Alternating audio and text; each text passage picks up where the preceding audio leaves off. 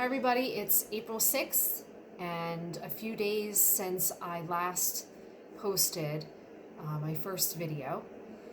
And if you guys caught the first video and you watched it from beginning to end, my first video was about exploring ourselves from within.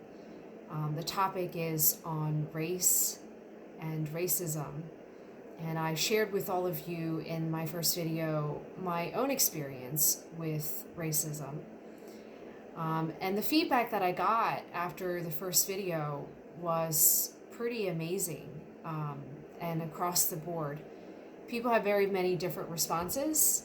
I had people closest to me in my circle, with much, words of encouragement and love and support. People who I haven't spoken to in several years because life goes by and you're busy and you just find yourselves living and working in places that you aren't able to connect with them. But I've had people private message me, and have had so much to say about this topic. And some people who have provided feedback and had said, I never knew that this is something that you went through. You were always so hardworking and so successful. It would have never dawned on me or crossed my mind that this is something that you've dealt with and have felt so strongly about. So, I appreciate all that feedback. And I just want to again remind everybody that these videos are not about me. Even though I'm disclosing to you information here that is from my own personal experience, I am not doing this to look for and to seek out accolades or looking for to seek out, a want, to be liked and accepted and desired today. Really, these videos that I'm recording here is to help continue the conversation about race and racism in this country. But in the broader, grander scheme of things, what I'm hoping is that you will take this information that I'm sharing with you and you will pass it forward to the next person who needs to hear it. Share it with someone.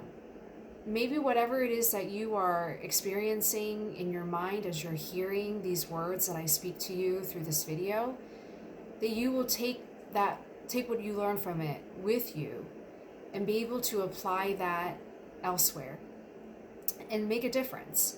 So it is not about me. That's not why I'm sharing these videos. It's my mission and my goal to educate the public and the masses about topics here that, again, are very sensitive and we have much difficult time discussing.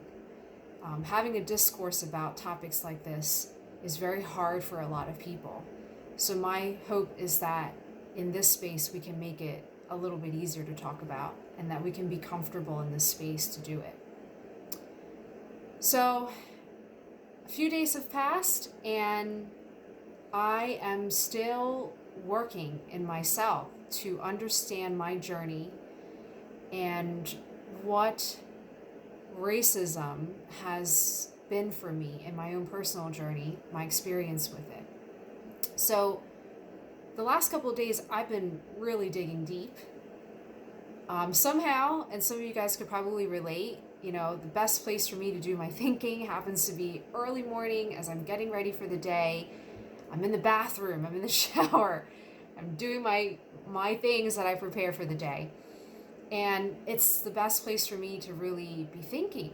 And of course, there are other moments of the day that I am thinking and I'm searching and I'm really trying to understand where my own experience with racism, how that's affected me. But more importantly, I am looking within myself as well, because if I can be perfectly honest again with all of you, I have had my own racist thoughts that you would identify as being stereotyping, prejudice, a certain bias that I have.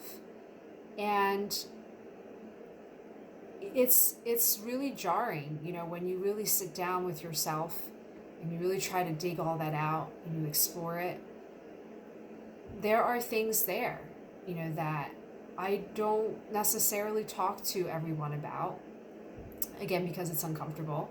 And I think also, too, because personally, I like to think of myself as a very caring, kind person who wouldn't have any negative thoughts about a person out there in the world. But in reality, we all do this, where we may have had experiences, negative experiences with other people, and we start to form our own opinions and our judgments on those individuals who we have felt done us wrong. So I went back to those years in my early childhood when I experienced teasing by childhood peers. And I remember coming out of those moments feeling confused, feeling frustrated. And at some points, yes, I felt anger toward those individuals. Now, I'm not here sharing this so I could call somebody out today. There's no need for that. I don't feel like it's necessary for me to call anybody out at this point in time in my life. But I do feel the need to share how I felt in those moments afterward when things were said to me. And if I can be perfectly honest, yes, those moments after I was called a name or a statement was made that was racially motivated, it made me feel confused, frustrated, sad, and angry. And to be a young child experiencing all of those feelings, you really don't know what to do with it all. You don't know how to interpret all of that information, not right off the bat. So I'd go home, and I, of course, having then internalized all this stuff that just happened and not sharing it with my family necessarily, I went looking for, in other places, looking for information on how to interpret. And this is where things get a little hairy, because depending on where you look for information to understand these events in your life, you could have an interpretation of that event that could go one of two ways. One way is you start to internalize the hate and you start to become the hate. You start to hate the very people who express that hate toward you. Or you could go the other direction, where it might be you understand that there are people out there who have gross misinterpretations about you, but you find a way to channel that, and you find a way to deal with those individuals in a way that is helpful, healthy, and productive, where you then begin to make a difference somehow. So there's always two paths in a situation. It could go one way that is very unhealthy and dysfunctional, or it could be the other way that can be healthy and functional. So in those moments, I think I remember being a child, having dealt with that, I did harbor hate toward those individuals. And those individuals certainly met, a certain demographic. And because they were repeat comments and repeat transgressions over time with those same people, somehow my mind associated the certain demographic with that behavior. And because I was hurt and I felt the way that I did toward them, my mind started filling in the blanks and making connections and meaning out of things that, again, as a child, I don't really fully understand. So I'm looking for, where is this all coming from? Why is this happening? And I'm asking all the questions in my little brain of mine. So I am listening, to conversations that my family has about different groups and different people, and that I'm watching television shows that depict different groups and different people. And, back in the 90s, fortunately, we were coming into an age where there was more conversation about acceptance of differences. But you can clearly also still see in the 90s that there obviously were television shows, things that you would read, that, you could still classify as having misunderstandings about differences and groups. And of course, conversations that you have with your peers about your differences can also affect the way that you see people. So while I did have many of good conversations with my peers, some of my peers, with some of my teachers, there were still other conversations going on with my peers that didn't quite align with that spirit of accepting differences, accepting each other for who we are. And isn't that what the mind does? We tend to gravitate towards things that unfortunately aren't always so good for us. Our brains tend to look at the bad, and it tends to dwell on the bad. And so if I can be, really upfront and honest with you guys, I started to really harbor the hate, the prejudice, the bias, the stereotyping of the certain demographic groups who made fun of me because I was hurt. Inside I was hurt, and myself not knowing how to deal with that hurt, I started to pick out the things that I wanted to pick out in my mind. And I started to make these connections, and I started to blame, and I started to label, and I started to group these people into a category that really, quite frankly, when I look back, it's not fair of me either to categorize them, to hate on them. It's not fair of me to do that. Neither is it fair of them to do that to me. But because I was in this really compromised situation without really knowing what to do, that's how it came out. So the information that I was gathering in my mind, it was also influenced by the social context and the conversations that were had around that information. This is really crucial because as I'm thinking back about the family who I was working with, that was one of the questions that they had asked. How can we have conversation about race and racism in our home without creating further damage? And that's what I'm alluding to here today with this video, is that any one of us is susceptible to racism if we're not careful about how we have that conversation, where we're gathering that information, and how we are interpreting that information. And then you take it a step further, and how are you translating that information to the people who you have in your circle?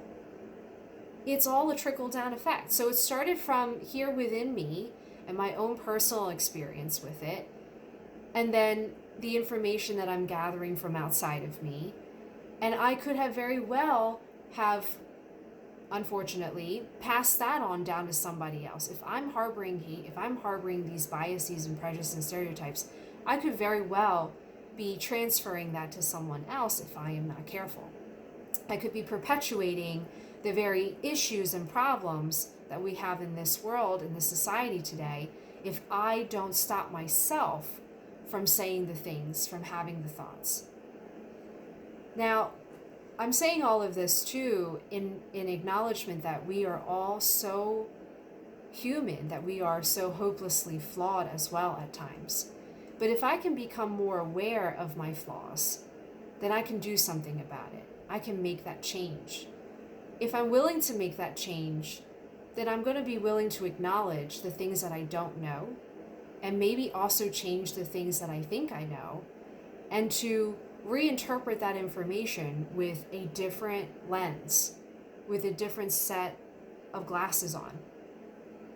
It's so important to do that in our inside work, internal work, because without doing this work, we're going to mess up more often than not. and how that then affects the other people outside of me. Well, there's so much that could happen. The possibilities are endless if we are not careful with this work that we do within ourselves, and to re-examine ourselves in the broader context of the society, the community, the world that we live in. So I'm going to leave you with this quick exercise. And this will likely segue into yet another video, which we'll leave for another time. But in my work with my clients, I really like to bring things out by experimentation in session. And when we do these exercises in session, it really brings a lot of the concepts and things that we're trying to learn and practice into the room, and we can actively engage with what we're learning there inside of that session. So for a few seconds here, I want you to imagine that you are walking with me down this hiking trail in this beautiful wooded area. And let's just imagine that as we're walking there, we come upon this beautiful green, lush area where there are several plants in front of us. And so we are looking at it, we are examining it, and we come upon this one plant that is just gorgeously colorful. You could pick whatever color you want for that plant, but this plant stands out above the rest of them. Everything else kind of blends in with the background, green and lush, but this one plant is of a different color. Now imagine for a moment there, I say to you, as we're walking up to this beautiful plant that sticks out from the rest, and I say to you, hey, this plant has been a part of this wooded area. It's part of its tapestry. It grows back every year. It belongs here, and it's beautiful.